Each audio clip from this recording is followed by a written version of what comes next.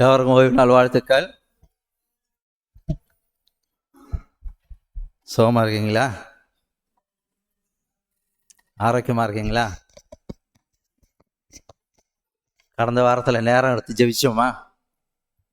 இல்லை அரைக்குறைய கிடக்குறன்னு இந்த வாரம் ஓய்வு நாள் பள்ளி பாடம் முழுதிலும் நம்ம ஜெபத்தை பற்றி முக்கியத்துவம் கொடுக்கப்பட்டிருக்கிறது.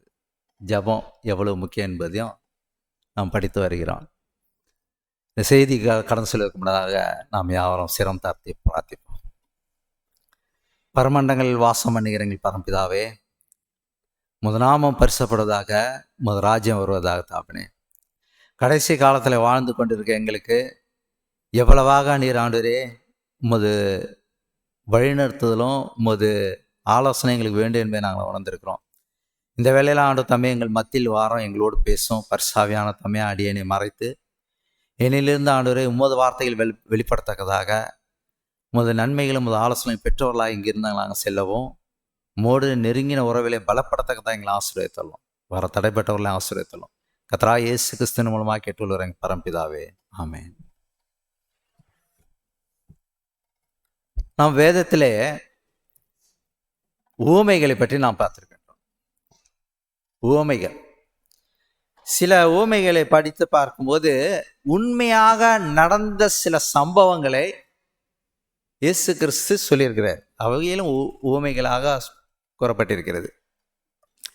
சில உவமைகள் ஒரு கதையாக மனிதர் புரிந்து கொள்வதற்காக கொடுக்கப்பட்டது உண்டு.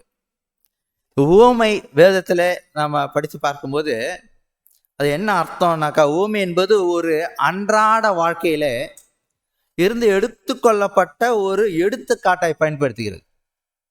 அது மட்டுமல்ல, ஆழமான நெறிப்பாட்டையோ அல்லது ஆன்மீக உண்மையையோ எடுத்துரைக்கும் ஒரு முறையாகும் அந்த உவமை. இது என்னன்னாக்கா, அதை கேட்பவர்களே சிந்திக்க வைக்கும் அந்த உவமை. அதை புரிந்து கொள்ளவும் உதவக்கூடிய ஒரு கருவியாக இயேசு கிறிஸ்துவை உபயோகப்படுத்துகிறார். அவர் செய்த பிரசங்கங்கள் ஒரு பெரிய தியோலஜியெல்லாம் பேசுகிறாங்க இல்லையா, அப்படிலாம் இல்லை. படித்தவர்களும் புரிந்து கொள்ளத்தக்கதாக, படிக்காத பாமர மக்களும் சாதாரண படிப்பறிவு இல்லாத மக்களும் புரிந்து கொள்வதற்கான, எல்லாரும் விளங்கி கொள்வதற்கு ஒரு சாதாரண பிரசங்கமாக தான் இருந்தது. மலை பிரசங்கம்னு சொல்ல கேள்விப்பட்டீங்க, எவ்வளவு பேத்தித்தின்னு சொல்லுவாங்க, மிகவும் ஒரு ஃபேமஸானது. அவருடைய பிரசங்கத்தை கேட்டு ஆச்சரியப்பட்டாங்க நிறைய பேர். அப்ப நிறைய காரியங்களை மனிதர்கள் புரிந்து கொள்வதற்காக சாதாரண ஒரு ஊமைகளை சொல்லி இந்த ஊமைகள் மூலமா புரிந்து கொள்வதற்கு ரொம்ப வசதியா இருந்தது. இந்த ஊமை என்ற வார்த்தை, ஊமையை பத்தி வேதத்துல படிச்சு பார்க்கும்போது புதிய ஏற்பாட்டில் தான் நாம் பார்க்கிறோம் இல்லையா. மத்தேயு, மார்க்கு, லூக்கா, இவங்க 3 பேரும் 48 முறை அந்த வார்த்தை உபயோகிக்கப்பட்டிருக்கிறது. ஊமைகள் நிறைய சொல்லப்பட்டிருக்கு. 48 முறை அதை பார்க்கலாம் ஊமைகளை பற்றி. மத்தேயு, மார்க்கு, லூக்கா இவங்க 3 பேரும் எழுதியிருக்காங்க. இதுல ஆச்சரியமான ஒரு காரியம் என்னன்னாக்கா, யோவான் ஒரு ஊமைகளும் எழுதவே இல்லை.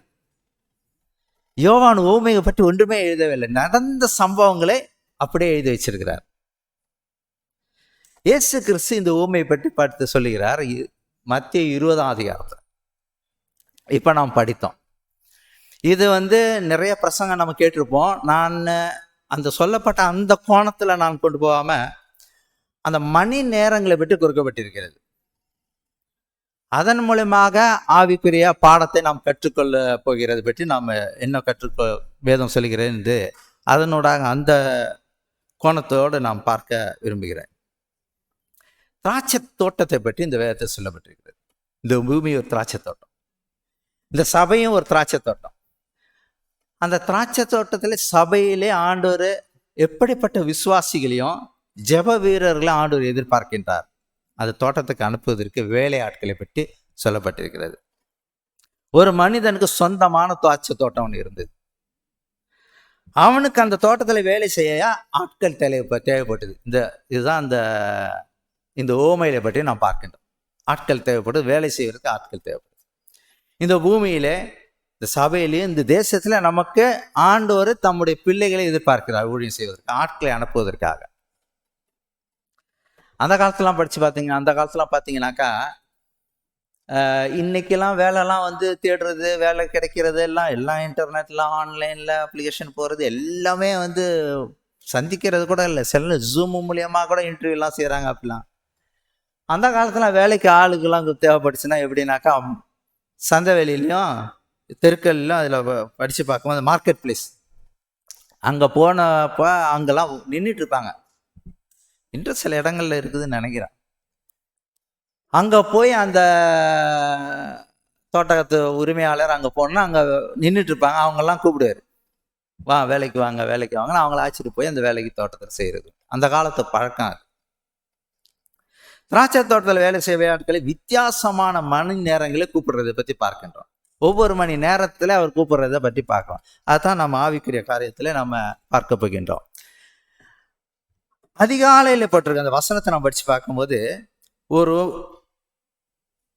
மத்தேயு 20ஆம் அதிகாரம் 1-2 வசனங்கள் வச்சு பார்க்கணும். மத்தேயு 1ஆம் அதிகாரம் 20ஆம் அதிகாரம் 1-2 1லேருந்து 1-2வது வசனம்.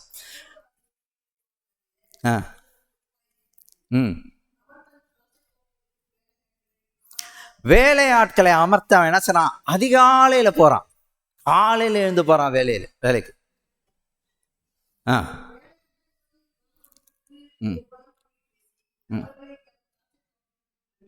அந்த வேலையாட்கள் எல்லாம் அவன் என்ன சொல்றான்? எல்லாருக்கும் ஒரு ஒரு பணம் கூலி பேசுறான். அந்த காலத்துல ஒரு பணம் கூலி பேசி அவர்களே திராட்சை தோட்டத்துக்கு அனுப்புறான். எப்ப அனுப்புறான்?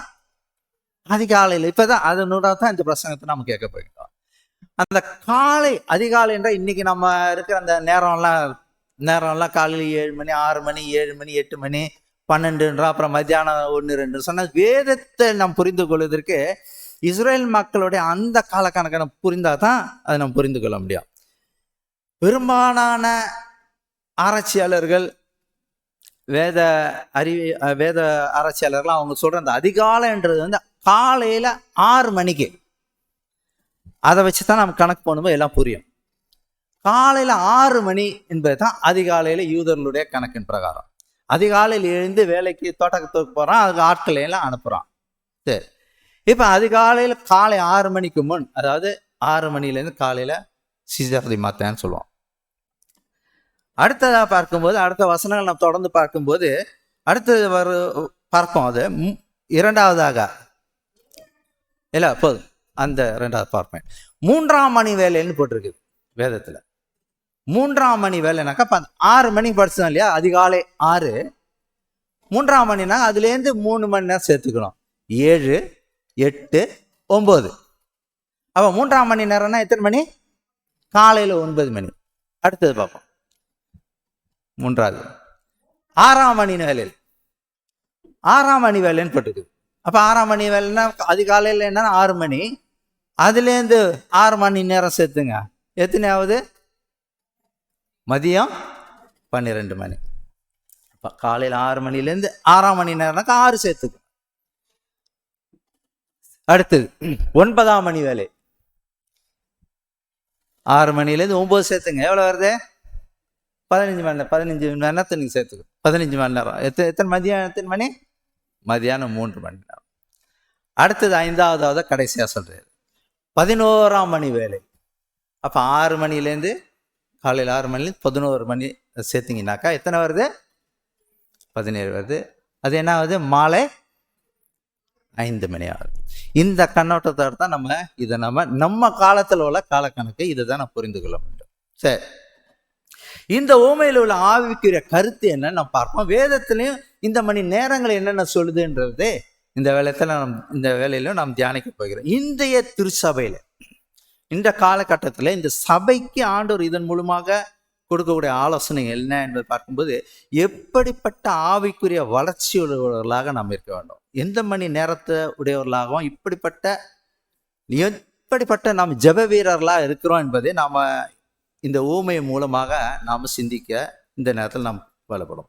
அதிகாலையில் 6 மணி. மத்திய மறுபடியும் அந்த வாசனத்தை வாசிப்போம். 20ஆம் அதிகாரம் 1-2. மனுஷன் கொப்பாய் இருக்கிறது.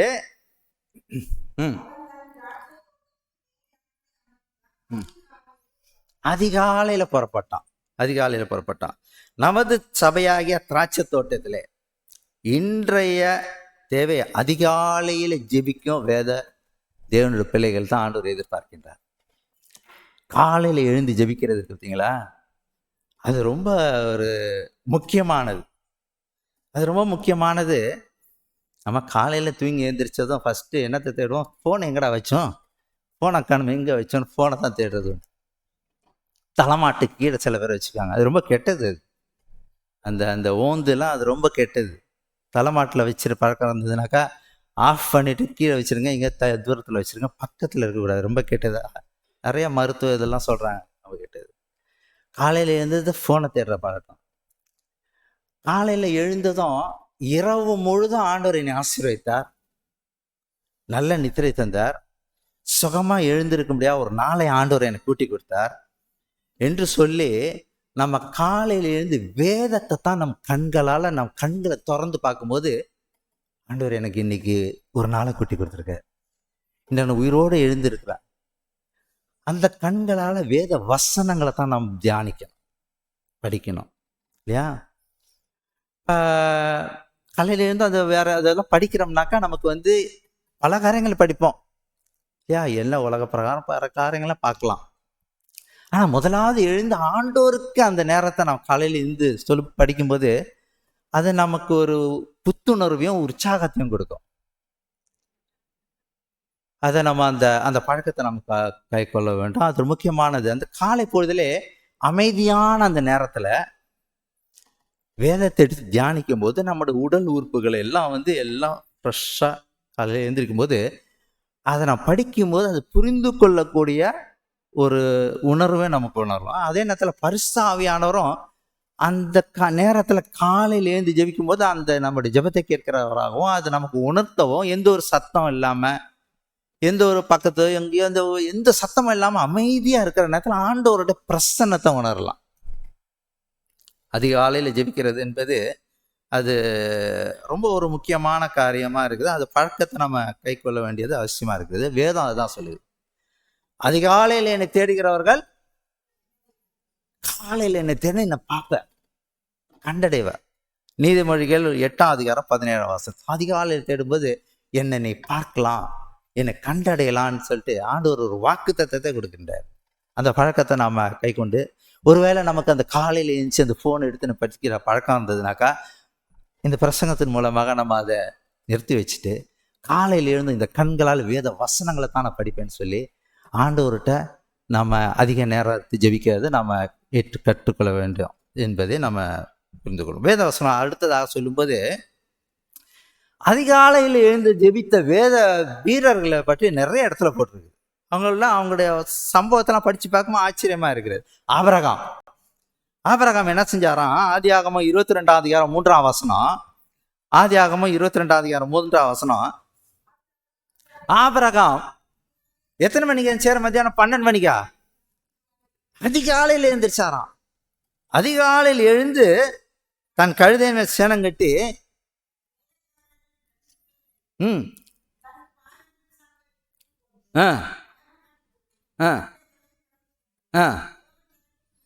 தேவன் தனக்கு குறித்த இடத்திற்கு புறப்பட்டான். எங்க குறித்த இடம்?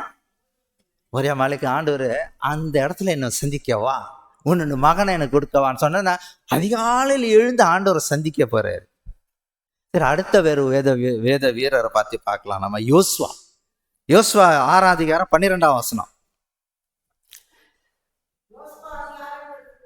எப்ப எத்தனைதான்? அதிகாலையில் எழுந்தான். ஆசாரியர் தேவனோட பெட்டியை சுமந்து போறாங்க. இவங்கெல்லாம் போறாங்க யுத்தத்துக்கு. காலையில் எழுந்து ஆண்டவரை சந்திக்க இதை பாட்டுக்கிறோம். எல்கானான்னு ஒருத்தர் இருந்தா தெரியுங்களா? எல்கானா, அவருடைய சம்பவத்தை பற்றி பார்க்கலாம். எல்கானா 1 சாமுவேல் 1:19 1 சாமுவேல் 9:19 அவர்கள் எத்தனை மணிக்கு? அதிகாலையில்.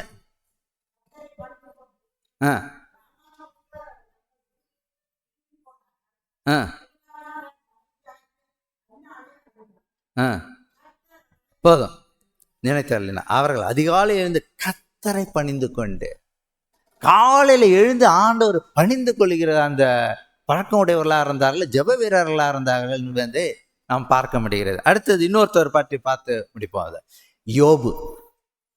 யோபு மிக வேதம் பாராட்டுகிற ஒரு மனிதன். பரிசுத்தவான்களே யோபு பற்றி வேதம் சொல்கிறார். அவரு தன்னுடைய பிள்ளைங்க ஒரு வேளை பாவம் செஞ்சிருவாங்களோ, ஒரு வேளை பாவம் செய்திருப்பாங்களோ அப்படின்னு சொல்லிட்டு அவங்களுக்காக ஜெபிக்கிறாரு. எப்ப ஜெபிக்கிறாரு தெரியுமா?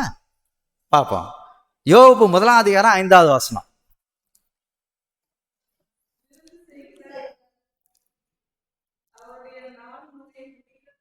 ம் ம்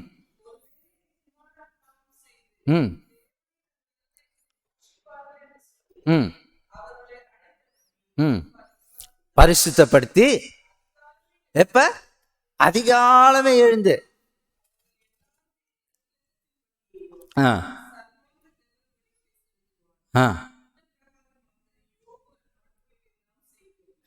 அவங்க பிள்ளைங்க ஒருவேளை பாவம் செஞ்சிருப்பாங்களோன்னு சொல்லிட்டு அவங்க அதிகாலையிலேருந்து தங்களுடைய பிள்ளைகளுக்காக அவர் ஜெபிக்கிறாரு. அவங்களுக்காக தகவல் செலுத்தான் நாளெல்லாம் தொடர்ந்து செஞ்சிருக்கிறாரு.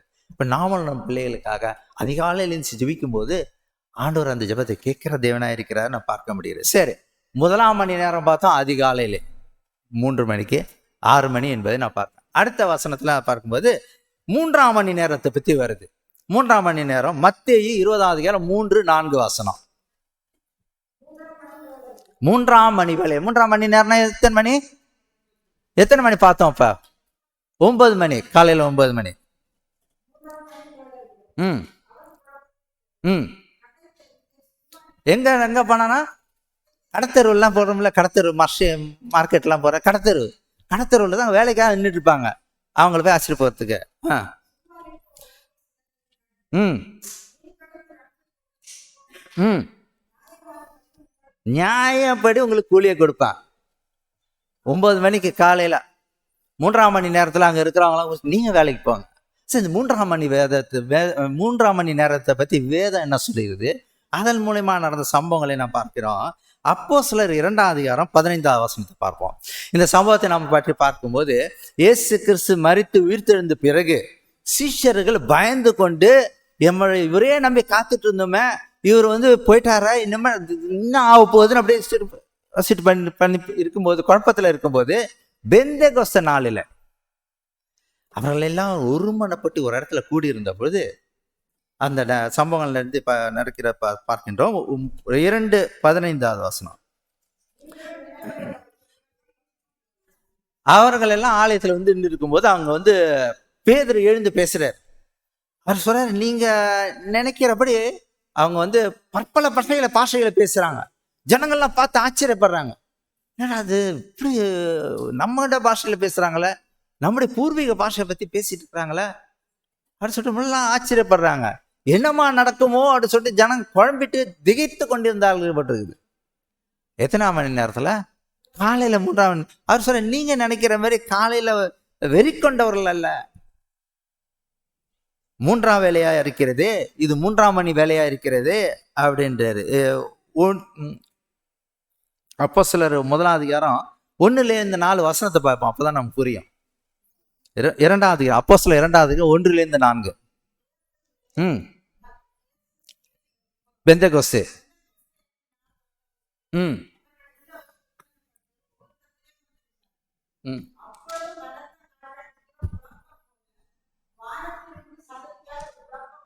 ம் ம்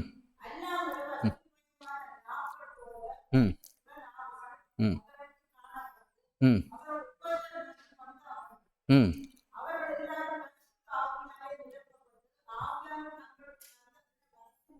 ம் ஓகே. அப்ப இந்த 3ஆம் மணி நேரம் இருக்குங்களா, அந்த 9 மணி, அது எந்த நேரத்தை பத்தி வேதம் சொல்லுதுனாக்கா, அவங்க எல்லாரும் கூடி இருந்து ஒருமனப்பட்டு ஒரு இடத்துல கூடி இருக்கும்போது அந்த இடத்துல பரிசுத்த ஆவியானவர் வந்து இறங்குற சம்பவத்தை பற்றி நாம் பார்க்கிறோம். பரிசுத்த ஆவியானவர் அவர்கள் எப்படி நாவுகளை, அக்கினிமயமான நாவுகளை பற்றி நான் பார்க்குறோம். அவர்கள் மேலே இறங்கி வந்தது பார்க்குறோம். அவர் எல்லாரும் பரிசுத்த ஆவியால் நிரப்பப்பட்டு எழும்பி பிரகாசித்து தைரியமா பயந்து ஓடினவங்க. பேதுரு மறுதலித்த ஒரு மனிதர், யாருன்னு தெரியாதுன்னு சொல்லிட்டு சபித்த ஒரு மனிதர், பரிசுத்தாவினால் நிரப்பப்பட்ட பிறகு எழும்பி நின்று தைரியமா போய் பேசினாரு. எத்தனையோ பேர் வச்சு 3000, அதுக்கப்புறம் அப்படி அப்படி நிறைய வந்ததுன்னு போட்டிருக்கு வேதத்துல.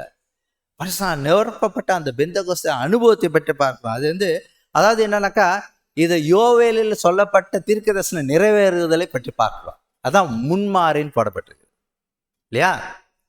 அந்த முன்மாறின் அனுபவத்தை உடையவர்களாக ஆண்டவர் நம்மை எதிர்பார்க்கின்றார். அந்த 3ஆம் மணி நேரம் அது எப்படிப்பட்ட ஒரு அனுபவம்னா, முன்மாறியின் அனுபவத்தை உடையவர்களாக இருக்க வேண்டும் என்பது தம்முடைய திராட்சை தோட்டமாகிய தமது சபையின் விசுவாசிகள் அப்படிப்பட்டவர்களாக இருக்க வேண்டும் என்பது ஆண்டவர் விரும்புகிறார். அந்த முன்மாறின் அனுபவம் என்னன்னாக்கா, 3 காரியத்தை நாம் தெரிந்து கொள்ளணும். முன்மாறின் அனுபவம் என்பது என்ன? முதலாவது மனம் திரும்புடையவர்களாக இருக்கணும். நம்ம பாவ வாழ்க்கையை விட்டு மனம் திரும்பி பரிசுத்தமான வாழ்க்கையை தொடர்கிறவர்களாக மனம் திரும்புதலுக்கு ஏற்ற ஆவியுடையவர்களாக இருக்கணும். முதல் காரியம் முன்மாறியின் அனுபவத்தை பெற்றவர்களுடைய காரியம்னாக்கா மனம் திரும்புகிறது முதலாவது. இரண்டாவதாக பாவத்தின் மேல் வெற்றி கொண்டவர்களாக இருப்பாங்களாம். இனிமேலும் பாவத்தில் கட்டப்பட்டவர்களாக இல்லாதபடி, இனிமேலும் பாவத்துக்கு அடிமைப்பட்டவர்களாக இல்லாதபடி பாவத்தின் மேல் வெற்றி கொண்டவர்களாக இருப்பார்கள் முன்மாறியை பெற்றவர்கள். மூன்றாவது நற்சாட்சியமான ஜீவியம் உடையவர்களாக, நல்ல சாட்சியுள்ள ஜீவம் உடையவர்களாக இருக்கும். இந்த 3 காரியங்களும் முன்மாறியின் அனுபவத்தை பெற்றவர்கள். அவர்கள் பரிசுத்தாவினால் நிரப்பப்பட்ட அக்கினிமயமான ஆவி நிரப்பப்பட்டு எழும்பி பிரயாசித்தார்களே, அப்படிப்பட்டவர்களை சபையில் ஆண்டவர் எதிர்பார்க்கின்றார். 3ஆம் மணி நேர அனுபவத்தை நாம் பற்றி பார்க்கணும். அடுத்தது எத்தனை மணி நேரம்? அதிகாலையில பார்த்தோம். 3ஆம் மணி நேரம் பார்த்தோம். அடுத்தது 6ஆம் மணி. 6ஆம் மணினா என்ன? நம்ம டைம்ல என்ன 6ஆம் மணி? 6 மணியா? 12 மணி. 6ஆம் மணி நேரம் 12 மணி, மதியம் 12, நல்ல உச்சம் வெயில் இல்லையா? அதை பத்தி வேதம் என்ன கருத்து சொல்றது நான் பார்க்கணும். மத்தேயு 20ஆம் அதிகாரம் 5வது வசனம். மறுபடியும் 6ஆம் 9ஆம் மணி வேலையிலும் அவன் போய் அப்படியே செய்தான். போய் கூப்பிட்றான், போங்க வேலைக்கு போங்க. ஆண்டவர் நம்முடைய சபையை ஆண்டவர் ஊழியத்துக்கு அனுப்புறாரு. 6ஆம் மணி நேரத்தில் ஆண்டவர் ஊழியத்துக்கு அனுப்ப விரும்புகிறார். அவர் எப்படிப்பட்ட ஆவி உள்ளவர்களாக இருக்கிறார்கள் பார்க்கிறோம். மார்க்கு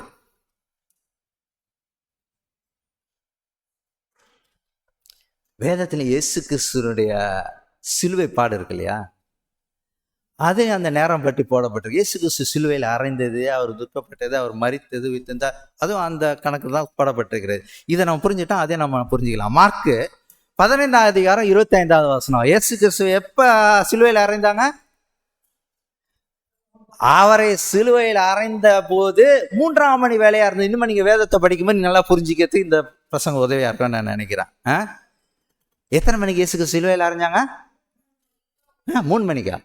3ஆம் மணி நேரம். 3ஆம் மணி நேரம் எத்தனை மணிக்கு சிலுவையில் அரைச்சாங்க?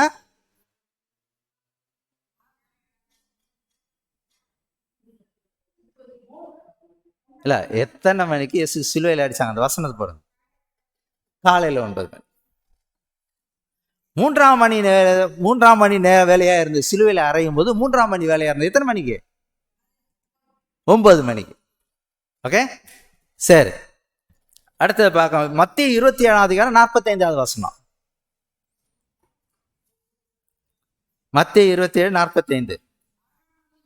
6ஆம் மணி நேரம் முதல், 6ஆம் மணி நேரம்னா 12 மணிலேருந்து 9ஆம் மணி நேரம்னா 3 மணி வரைக்கும். 12 மணிலேருந்து 3 மணி வரைக்கும் என்ன இருந்ததா?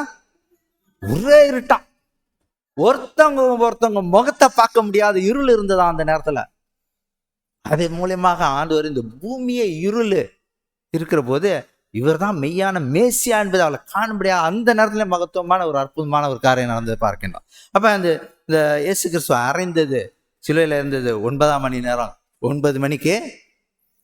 அடுத்து 6ஆம் மணி நேரம் 12லேருந்து 3 மணி வரையிலும் அவர் அந்த அந்தகாரத்தில் இருளில் அவர் இருந்ததை பற்றி நான் பார்க்க முடியும். இது ஒரு ரெஃபரன்ஸாக நான் உங்களுக்கு அது காட்ட விரும்புகிறேன்.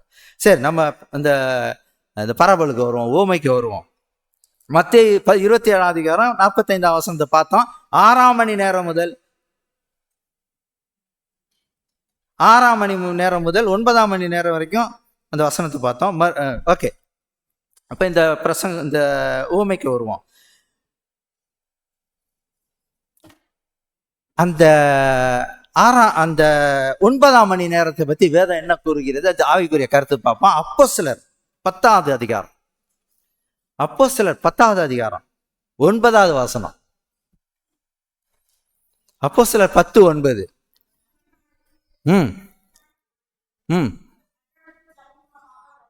யாரு? பேதுரு. எத்தனை மணிக்கு? 6ஆம் மணி நேரம்னாக்கா 12 மணிக்கு. 12 மணிக்கு இந்த தானியேலுடைய வாழ்க்கைய சம்பவத்தை பற்றி பார்க்கும்போது அவர் 3 வேளை ஜெபம் செஞ்சிருக்காரு. காலையில் எழுந்திரிச்சு அவர் அவ்வளோ ஒரு பெரிய பிரைம் மினிஸ்டர். அவர் நேரம் எடுத்து ஆண்டவருக்காக, ஆண்டவருடைய பிரசனத்துக்கு, ஆண்டவரோடு பேசுறதுக்காக எவ்வளோ அது ஒரு சாதாரண விஷயமா? அந்த காலத்தில் உலகத்தை ஆண்ட அந்த சாம்ராஜ்யம், அவருக்கு எவ்வளோ வேலை. அது ராஜா எல்லாத்தையும் ஒவ்வொருட்ட ஒப்படைச்சிட்டு சொகுசா இருந்த ராஜாக்கள்லாம் இருக்கிறாங்க. யோசேப்பட்ட எல்லாத்தையும் அவர்கிட்ட கொடுத்துட்டு ராஜா மாதிரி இருக்கலாம் அப்படின்வாங்களே. யோசேப்ட எல்லாத்தையும் கொடுத்துட்டு அந்த ராஜா பார்வான். அதே மாதிரி இவர் நேபுகாத்நேச்சர் தானியேல்கிட்ட கொடுத்துட்டு எல்லாம் எவ்வளோ நேரம் இருக்காது அவங்கள. அதுலேயும் அவங்க 3 பேர் தன்னுடைய வழக்கத்தின்படி நேரம் எடுத்து அவர் போய் ஜெபிக்க போயிருக்கிறார். காலையிலையும் மத்தியானம் சாயந்தரத்துலையும் ஆண்டவரோடு பேசுறதுல அவங்க எவ்வளவு விருப்பத்தோடு வாஞ்சியோடு செயல்பட்டாங்க பார்க்க முடியும். இந்த பேதுரு மத்தியானத்தில் 12 மணிக்கு அவர் போய் அந்த இடத்துல ஜெபிக்க போறாரு. 9ஆம் வசனத்துல பார்க்க வர பேதுரு 6ஆம் மணி நேரத்தில் ஜெபம் பண்ணும்படி மேல் வீட்டில் போய் ஜெபிக்க போறாரு.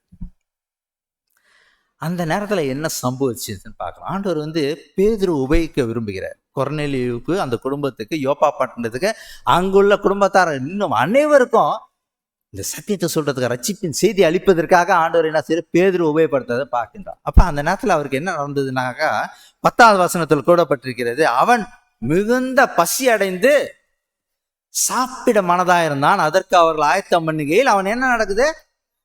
ஞான திருஷ்டி அடைந்து ஒரு விஷயம், ஞான திருஷ்டி அடைந்து ஒரு விஷயம் பார்க்கிறார். ஒரு கூடையில அப்படியே அசுத்தமான மிருக ஆகாரம்லாம் இறக்கப்படுகிறத பார்க்கின்றான். அது ஒரு ஒரு தீர்க்க தரிசனத்துக்கு அடையாளமா அதை நம்ம பார்க்க முடிகிறது. அந்த 6ஆம் மணி நேரத்தின் அனுபவம் தீர்க்க தரிசனத்தின் அனுபவம். இன்றைய வேதத்துல என்ன போட்டிருக்குதுனாக்கா, தீர்க்க தரிசனம் இல்லாத இடத்துல ஜனங்கள் சீர்கட்டு போவார்கள். இந்த சபைக்கு ஆண்டவர் தீர்க்க தரிசனத்தின் வரத்தை ஆண்டவர் கொடுத்திருக்கிறார். எந்த சபைக்கும் இல்லாத ஆசீர்வாதத்தை இந்த சபைக்கு ஆண்டவர் கொடுத்திருக்கார். தீர்க்க தரிசன வரத்தை ஆண்டவர் கொடுத்திருக்கிறார். நிறைய சபைகள்ல தானியேல் புஸ்தகம் படிக்க மாட்டாங்க, கதையா படிப்பாங்க. தானியேலுக்கு நடந்த சம்பவத்தெல்லாம் அதில் உள்ள அந்த தீர்க்க தரிசன கடங்கள்லாம் நிறைய பேர் படிக்கிறதே கிடையாது. வெளிப்படுத்தின விசேஷத்துல கடைசி காலத்துல வாழக்கூடிய மக்களுக்கு ஆண்டவர் எழுதி கொடுத்த வேத வசனம். இதெல்லாம் முன்னதாக ஆண்டவர் வரக்கூடிய கொடிய காலத்துக்கு தப்பித்துக் கொள்வதற்காக ஆண்டவர் முன்னதாக எழுதி கொடுக்கப்பட்ட வசனம். இவைகளை படிக்கிறவர்களும், வாசிக்கிறவர்களும், கேட்கிறவர்களும், கைக்கொள்ளுகிறவர்களும் பாக்கியவான்கள் வேதம் சொல்லுகிறது. நமக்கு முன்னதாகவே என்னென்ன நடக்க போது எல்லாத்தையும் தீர்க்கதரிசனம் கொடுத்து எழுதி வச்சிருக்கிறாரு. என்னோட நண்பர் ஒருத்தர் இங்க வந்தார் இல்லையா, ஒரு 2 வாரத்துக்கு முன்னாடி, வாலிப பையன் ஒருத்தர், என்னோட வேலை செய்யற ஒரு பையன். அவனோட சத்தியத்தை நான் பேசிட்டு இருக்கும்போது இந்த தீர்க்க தரிசனம் பற்றியும் வெளிப்படுத்தின சில காரியங்களும் சொல்லும்போது எனக்கு அதெல்லாம் ஒன்றுமே தெரியாதுன்றான், என்னால் படித்ததே இல்லை அப்படின்றான். 2300 பகல் வெளிப்படுத்தின விஷயத்தில் ஒன்றுமே அதெல்லாம் நான் தொட மாட்டேன் அப்படின்றான், நான் கேட்டதும் இல்லை அப்படின்றான். அப்போ இந்த திராட்சை தோட்டத்தில் உள்ள ஆண்டவர் பிள்ளைகள் ஆண்டவர் எப்படி விரும்புகிறாரா, தீர்க்கதரிசனத்தின் ஆவியுடையவர்களாக இருக்கும். நம்முடைய தீர்க்கதரிசனத்தின் ஆவியுடையவர்களாக இந்த சபை ஆண்டவர் அந்த ஆவியை கொடுத்துருக்க. நாம் அந்த தீர்க்கதரிசன காரியங்களை ஆராய்ந்து பார்த்து அவைகளை வளர வேண்டும். மற்றவர்களுக்கு நம்ம சொல்லக்கூடிய பக்குவமுடையவர்களாக ஆவியின் வரங்களை இன்னும் அதிகமாக பெற்று ஆராய்ந்து பார்த்து இன்னும் அவைகளை வளரக்கூடியவர்களாக இருக்க வேண்டும். சரி, அடுத்ததாக பார்க்கலாம். அடுத்து 9ஆம் மணி நேரம்.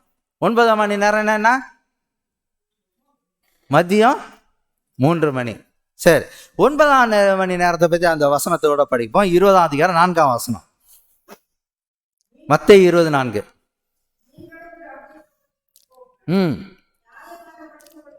நியாயமா உங்களுக்கு நான் கொடுப்பேன், அவங்களுக்கு கொடுப்பேன், உங்களுக்கு நியாயமா கொடுப்பேன். இப்போ அவங்களும் போறாங்க. மறுபடியும் 6ஆம் மணி நேரத்தில் 9ஆம் மணி நேரத்தில் அவன் போய் அப்படியே செய்கிறான், வேலைக்கு போங்க, நான் காசு கொடுப்பாங்க. அப்போ இந்த 9ஆம் மணி நேரம் எப்படிப்பட்ட நேரமாக இருக்கிறது? அதன் மூலயமா ஆவிக்குரிய ஆவிக்குரிய கருத்து என்னன்னு பார்க்க முயற்சிப்போம். அப்போஸ்தலர் 3ஆம் அதிகாரம்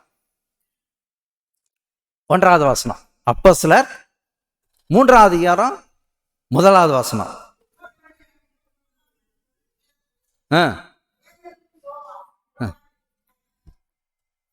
பேதுரும் யோவானும் தேவாலயத்துக்கு போறாங்க. எத்தனை மணிக்கு போறாங்க? எத்தனை மணி நம்ம கணக்கு? மதியம் 3 மணிக்கு தேவாலயத்துக்கு போறாங்க. யார் யார்? பேதுரும் யோவானும் 2 பேரும் ஆலயத்துக்கு போறாங்க. பரிசுத்தாவியானவரோட வரங்களை பெற்றவர்களாக, எழும்பி பிரகாசிக்கிறவர்களாக முதல் முறை அவங்க ஆலயத்துக்கு போறாங்க. அந்த ஒரு பெரிய ஒரு சம்பவம் நடக்கிறது பார்க்கின்றோம் அந்த ஒரு இதுல. அதுல அப்போஸ்தலர் 3ஆவது அதிகாரம் 2லேருந்து 9 வரைக்கும் உள்ள வசனத்தை அது எல்லாத்தையும் நம்ம படிக்க நேரம் இருக்காது. அந்த சம்பவத்தை பற்றி பார்க்கும்போது, பிறப்பிலேயே சப்பானியா பிறந்த ஒரு சப்பானி, அவனை கொண்டு வந்து தினமும் அவனை கொண்டு வந்து அங்கே உட்கார வச்சிருவாங்க. அந்த பேதுரும் யோவானும் அவனை உற்று பார்த்து உனக்கு என்ன வேணும்னு கேட்குறாங்க. அவனை கை பிடிச்சிட்டு எழுந்து நில்லுன்னு சொன்னேன். நான் பரிசுத்தாவினால் இயேசு கிறிஸ்து நாமத்தினால் சொல்ல எழுந்து நடன்னு சொன்னேன். எழுந்து குதித்து ஓடுனான்னு வேதம் சொல்லுகிறது. அப்போ அந்த 9ஆம் மணி நேரம் அனுபவம் வந்து அற்புதத்தின் அனுபவம். பரிசுத்தாவினால் நிரப்பப்பட்டு அற்புதம் செய்தாங்க, அதிசயம் செய்தாங்க. வேதத்திலே நம்ம வேதத்தில் கூட இயேசு கிறிஸ்து கடைசி காலத்தில் உள்ள மக்கள்லாம் எப்படி இருப்பாங்கன்னா, மார்க் 16ஆம் அதிகாரம் 17-18 போட்டு, விசுவாசிக்கிறவர்களாம் நடக்கும் அடையாளங்கள் அவன என் நாமத்தினாலே பிசாசுகளை துரத்துவார்கள், நவமான பாஷைகளை பேசுவார்கள், சர்ப்பங்களை எடுப்பார்கள், சாவுக்கு ஏதுவான யாதென்று கொடுத்தாலும் அதில் அவர்களை சேதப்படுத்தாது, வியாதிஸ்தர் மேல் கைகளை வைப்பார்கள், அப்போது அவர்கள் சுஸ்தமாவார்கள் என்றார். அப்ப அந்த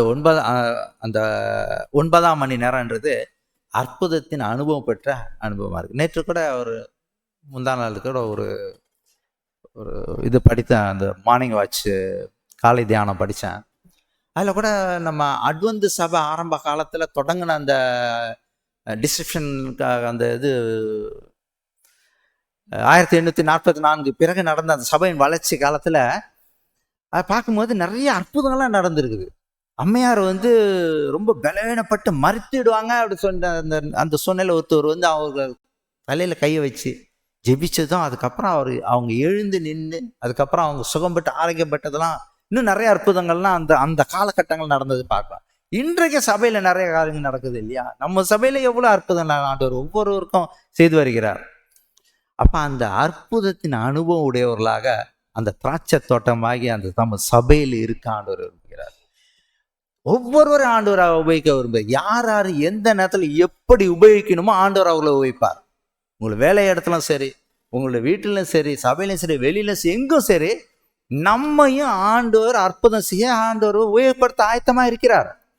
நாம ஜெபத்தில் இருந்து ஆண்டவரோடு போராடி பரிசாவினை பெற்றுக்கொள்ளும் போது அற்ப பாண்டமாகிய நம்மளே ஆண்டவர் உபயோகித்து அற்புதமான காரியங்களை செய்ய ஆயத்தமா இருக்கிறார். நம்மள்கிட்ட தான் இருக்குது. நம்ம எவ்வளவுக்கு ஆண்டவரோடு நெருங்கி ஆவியானவர் பெற்றுக்கொள்கிறோமோ, இந்த பேதுரு யோவான் சாதாரண மனிதர்கள் தான். அவர்கள் இயேசு நாமத்தினால் எழுப்பி அவர்கள் அற்புதம் செய்தார்கள். நம்மளும் ஆண்டவர் உபயோகிக்க விரும்புகிறார். அவர் சொல்ற கேளுங்க, கடைசி காலத்துல ஆண்டவர் சொல்ற விசுவாசிகளால் நடக்க அற்புதங்களாவன, அடையாளங்களாவன என்று வேதம் சொல்லுகிறது. 1 கொரிந்தியர் 12ஆம் அதிகாரத்தில் படித்து பார்க்கும்போது விசுவாசிகளுக்கு தேவன் கொடுக்கும் வல்லமை பற்றி அந்த வசனங்களில் கொடுக்கப்பட்டிருக்கிறது. சரி, அடுத்ததாக பார்ப்போம். அடுத்தது கடைசி 5வது காரியமாக 11ஆம் மணி நேரத்தை பற்றி வேதம் சொல்லிட்டு. 11ஆம் மணி நேரம்னா என்ன? 11ஆம் மணி நேரம் என்ன? சாயங்காலம் மாலை 5 மணிக்கு, சாயந்தரம் 5 மணி, ஒரு நாள் முடிகிற டைமு. காலையில் 9 மணிக்கு, காலையில் 6 மணிக்கு காலம் தொகுது. அதாவது யூதர்களோட கணக்கு பிரகாரம் பகல் இரவு 12 மணி நேரம், 12 மணி நேரம், 2300 ரா பகல் தீர்க்கதரிசனம் இல்லையா? அதே போல் 6 மணிலேருந்து காலையில் 6 மணிலேருந்து. சரி, அந்த 11ஆம் மணி நேரத்தின் அனுபவத்தை பற்றி பார்க்க சாயந்தரம் மாலை 5 மணின்னு பார்க்குறோம். ஸோ அந்த வசனத்தை பார்ப்போம். மத்தேயு 20 6-7 வசனம்.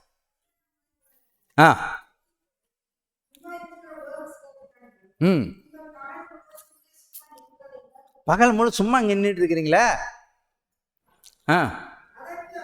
ம் ஆ ஆ ஆ